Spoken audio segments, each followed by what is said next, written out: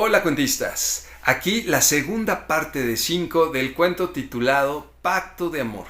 Si no han visto la primera parte, aquí les dejo la etiqueta en la que le pueden dar clic e ir a ver la primera. Continuemos con la segunda parte.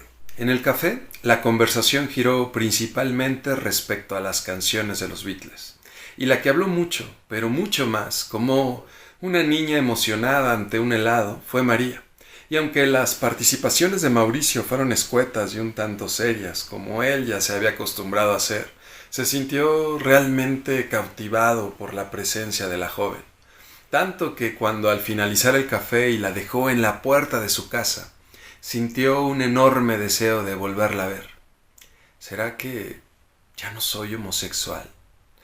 ¿Será que lo único que necesitaba era conocer a la mujer correcta? Pensó, desilusionándose en tan solo pocos días, en donde se percató que el entusiasmo por la joven no había apagado el deseo por los hombres que aún seguía presente en él.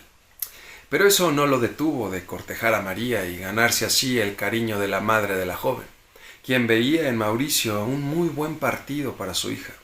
Un señor de 30 años con un trabajo estable, que no fumaba, que no bebía, serio y siempre atento con su hija, la cual no ocultaba su enamoramiento hacia ese señor serio y formal. Por lo que después de 2 años la relación terminó en boda, y al año de la boda, en el nacimiento de su primer hijo Miguel. Mauricio encontró en su matrimonio con María y con el nacimiento de su primer y segundo hijo un remanso de paz. Pero algo pasa cuando en las relaciones uno no se muestra como uno realmente es, cuando uno esconde una parte importante de su esencia, que hace que la personalidad se fragmente en dos y con el tiempo la personalidad que aparece en las sombras atormente a la personalidad que es pública con pensamientos como eres un farsante, y ese no eres tú. Si supieran quién realmente eres, no te amarían. No te aman. ¿A ti? No te aman. ¿Cómo van a amarte si tú mismo no te amas? Mira, un día te van a descubrir y tu vida se va a ir al carajo. Eres una caricatura, un remedo de ser humano. Así que, ante el tormento de la posibilidad de ser descubierto, aunado a su tendencia a autoexiliarse por medio del mutismo, Mauricio poco a poco se convirtió en una piedra, un ser aún más carente de emociones, en un excelente proveedor para su familia, pero un proveedor autómata, incapaz de mostrar su vida interior y temeroso de nadar en la vida interior de los otros, en la que pudiera su personalidad oculta ser descubierta. Pero por más hermético que uno sea con los demás, la convivencia crea lazos, no carentes de amor. Así que después del accidente sobre una cama del hospital en donde Mauricio se recuperaba, extrañaba mucho a María y a sus hijos. Así que cuando fue dado de alta y regresó a su casa, no pudo más que llorar cuando entró en ella. Su familia aún habitaba en cada rincón de la casa. A pesar de su mutismo, Mauricio se dio cuenta que en cada rincón de su casa tenía un recuerdo con su familia. Así que recorría la casa con el deseo de volver a atraer a su familia a su vida para darse la oportunidad de realmente conocerlos, saber cuáles eran sus sueños, sus anhelos. Y fue así, recorriendo la casa y hurgando en las cosas personales de sus hijos, que encontró el diario de su hijo menor Mauro, en donde descubrió que éste era gay y que no salía del closet con el que consideraba su hosco papá, por temor a su rechazo.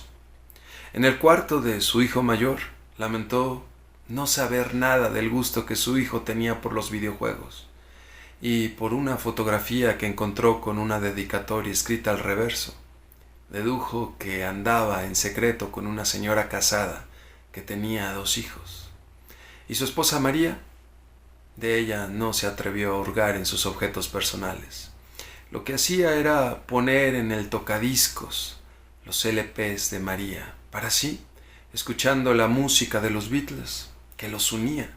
Abrazaba y olía su ropa, la cual aún conservaba su aroma, el cual al percibirlo lo hacía llorar y pedirle perdón. Perdón, perdón, María. Pero por salud mental no podía permanecer siempre en su casa, así que en sus largos días de jubilado, Mauricio buscó refugio en la compañía de su madre, con quien comenzó a pasar las tardes viendo novelas y escuchándola hablar una y otra vez de anécdotas de su juventud, las cuales olvidaba que ya se las había contado para volvérselas a contar a ese su único hijo, quien pacientemente escuchaba a su madre, al tiempo que pensaba en cuánto la amaba. Lamentablemente dicen que las desgracias en la vida no vienen solas, y así fue en el caso de Mauricio, pues al año que salió del hospital, el jubilado sufrió el duro golpe de la muerte de su madre. El entierro fue a las 12 del día. El sol pegaba fuertemente en el rostro de ese sesentón que era visto con gran compasión por los asistentes. En un año había perdido a su esposa y a sus 2 hijos, y ahora también a su madre. Perder a un hijo es el mayor dolor que un ser humano puede experimentar en la vida. Se escuchó murmurar a la gente en el sepelio. Ay, pobre Mauricio. Encontró un refugio en su madre después de la pérdida de su familia. Y ahora está solo. Completamente solo. Murmuró una mujer que había sido amiga de su difunta esposa. Y en verdad, Mauricio estaba solo. Sus tíos Elías y José ya habían muerto y sus primos, ya convertidos en abuelos, habían volcado su atención en sus familias. Pero la compasión nos ampara y nos protege en muchas ocasiones, porque fue la compasión la que hizo que varias amigas de María lo invitaran a sus reuniones familiares, al igual que sus primos. Antes de la muerte de su mujer y sus hijos, Mauricio ya había asistido a esas reuniones. No era un desconocido.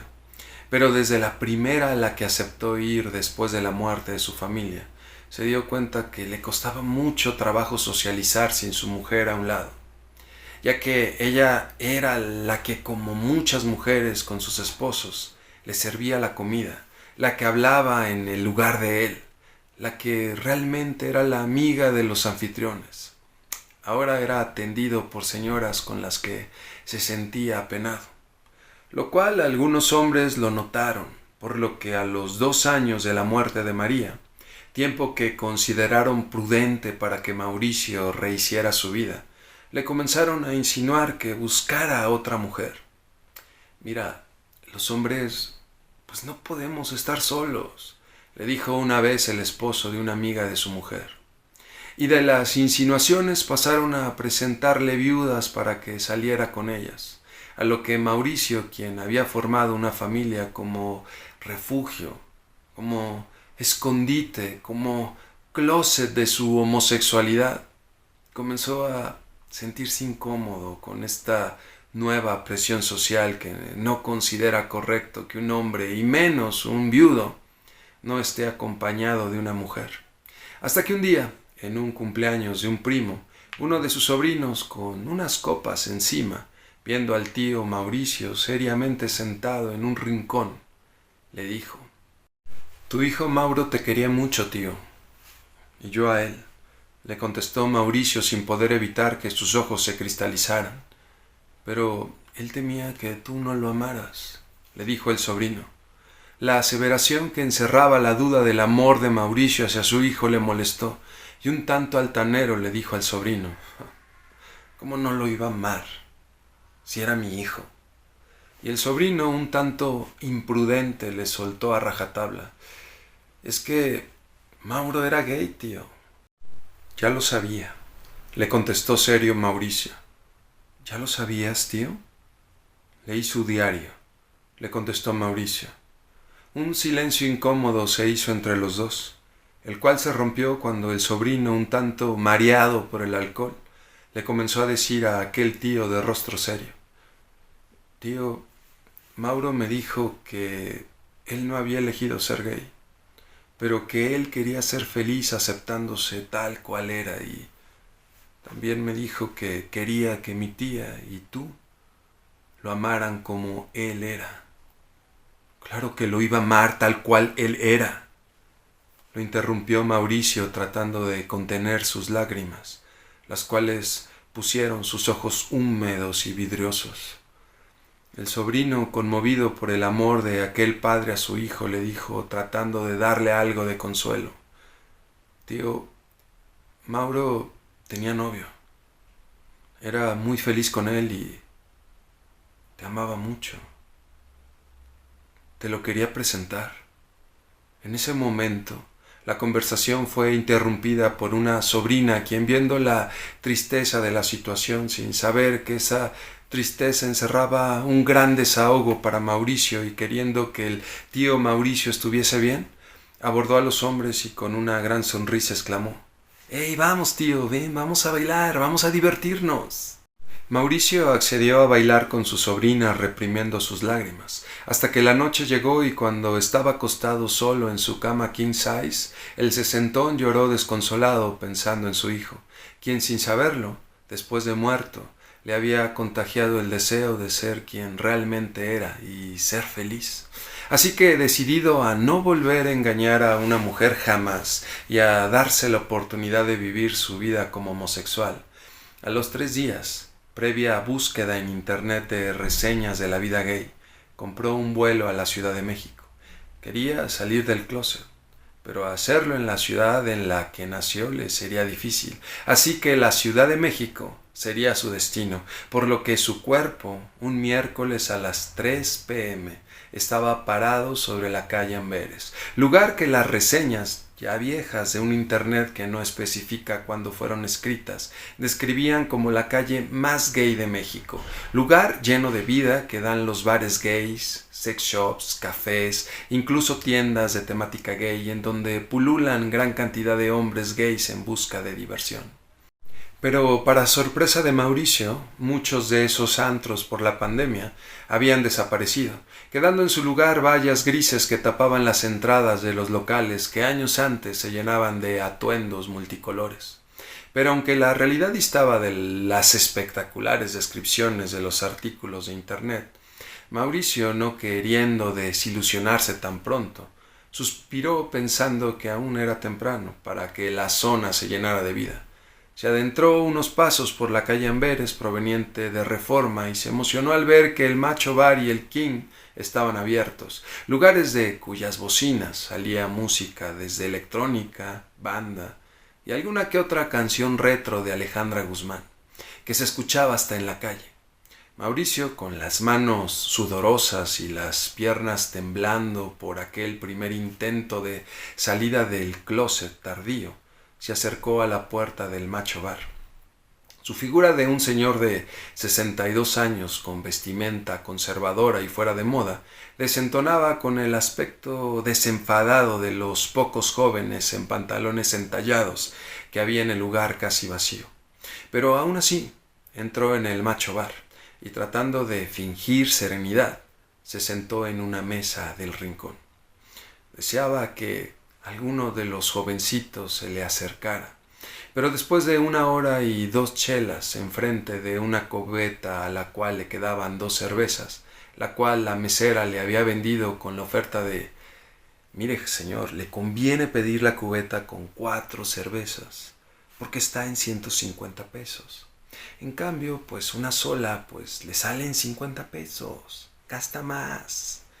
Pues después de esa hora nadie se le había acercado, y sin proponérselo y sin darse cuenta, se quedó viendo el trasero de un jovencito de unos 24 años, mientras pensaba: «Tengo 62 años.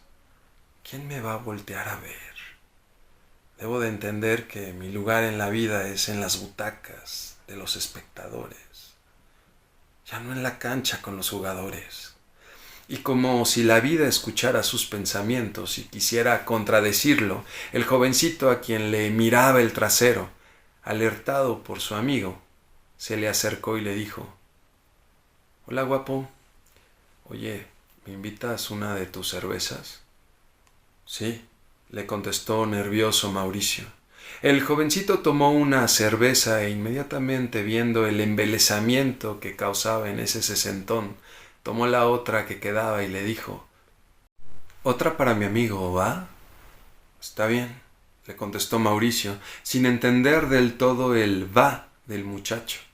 Inmediatamente la mesera, quien por la hora no tenía muchos clientes que atender, se le acercó y le ofreció otra cubeta. 2 cervezas le habían atraído efímeramente la visita de un joven, así que pensó que quizá una cubeta más haría que el joven volviera nuevamente. Y así fue, pues apenas la cubeta con 4 cervezas llegó a su mesa, el joven volvió a aparecer. «¿Por qué tan solo, señor?», le preguntó el joven alargando la O al pronunciar la palabra señor, como para enfatizar el contraste de su juventud con los años acumulados en la vida de Mauricio. Quizá consciente de la molestia que causa la palabra señor en ciertos gays. Pero Mauricio ni siquiera percibió su intención, ya que desde muy joven lo habían llamado señor, así que señor era lo que era, y nunca le había molestado serlo. «¿Buscas un sugar baby?», le preguntó el joven con una sonrisa. «¿Un qué?», le preguntó Mauricio, sorprendido y alejado de la jerga de los jóvenes de ahora. «Un sugar baby, guapo». «¿Qué es un sugar baby?», le preguntó Mauricio, y el joven, con un tono divertido por la inocencia del sesentón, la cual claramente no era fingida, le contestó: «Un sugar baby es un joven guapo como yo, con el que tú puedes ser su sugar daddy». «¿Sugar daddy?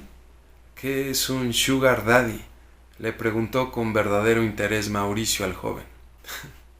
«¿En verdad no sabes qué es un sugar daddy?».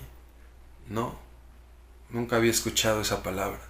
Y en verdad Mauricio jamás la había escuchado, y aunque dicha palabra es muy usada en el argot de los jóvenes de la actualidad, la relación entre Mauricio y sus hijos siempre fue demasiado formal y reservada para tener conversaciones en las que sus hijos le explicaran qué es un sugar daddy y un sugar baby. Y ante la mirada un tanto sorprendida de Mauricio, el joven prosiguió intentando escandalizar al señor de estilo conservador. «Mira, un sugar daddy es un señor guapo como tú, que le compra ropa, le paga viajes, le invita a cenas a un sugar baby guapo como yo». Y poniéndole una mano sobre la pierna de Mauricio, el joven continuó: «Y a cambio, el joven le agradece con sexo». El joven, viendo la excitación que le producía a Mauricio su mano sobre su pierna, se le acercó más y le susurró al oído: «Un sexo que a mí me encantaría tener contigo, guapo». Hasta aquí la segunda parte de 5 del cuento Un pacto de amor. Para ir a la tercera parte, denle clic a la etiqueta que les pongo acá arriba. ¡Vamos para allá!